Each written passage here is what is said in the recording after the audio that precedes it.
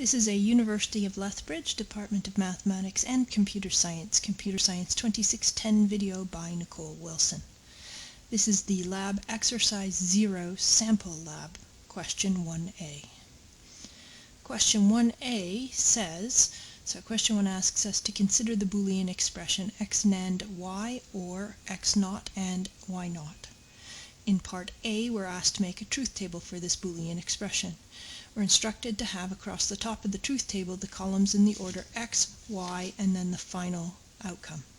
Any necessary intermediate columns should appear between the y column and the final output column, and the rows must be in standard order.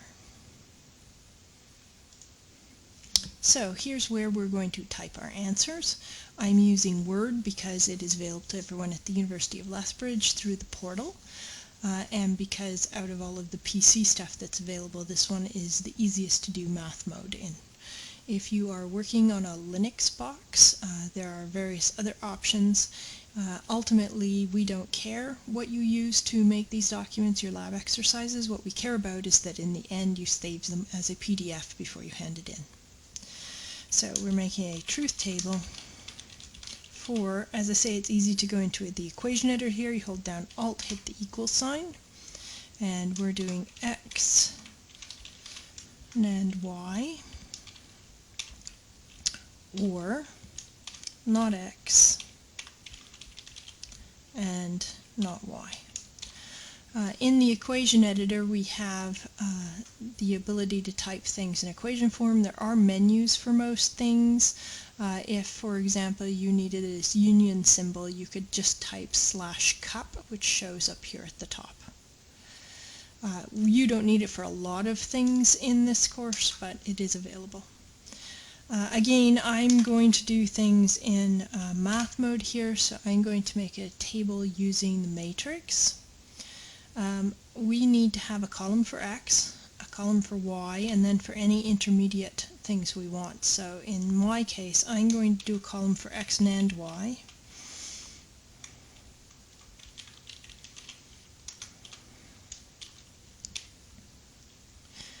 Then I want a column for not x, so I'm going to insert a column after, and one for not y, and one for x, not x and not y, and then one for my final expression.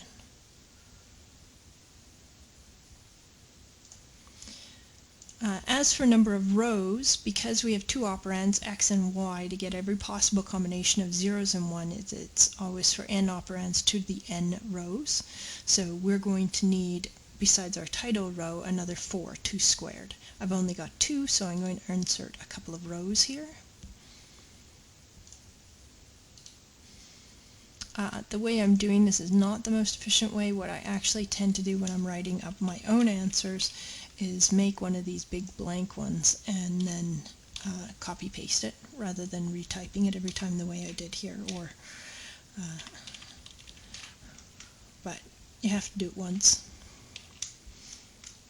if you want to use this.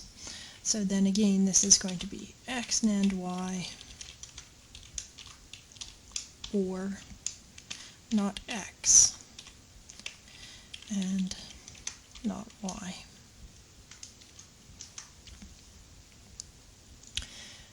We want the entries in our input operands here to be in numeric order using zeros and ones. So a quick way to do this is to make the first column half zeros, then half ones. So 0, 0, 1, 1, and then I call this having the pattern.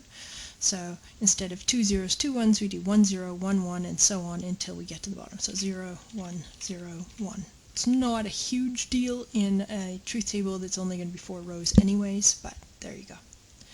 So we know x and y is only true when both our inputs are 1. X NAND y is only false when both our inputs are 1. So we've got a 0 there and a 1 everywhere else. Not x, just flip the zeros and ones on x, so we get 1, 1, 0, 0. Not y, same sort of idea, flip the zeros and ones on y. And then when we AND them, the only time that we're going to get a 1 is in that first row with the 2 1s, and all the rest will be zeros.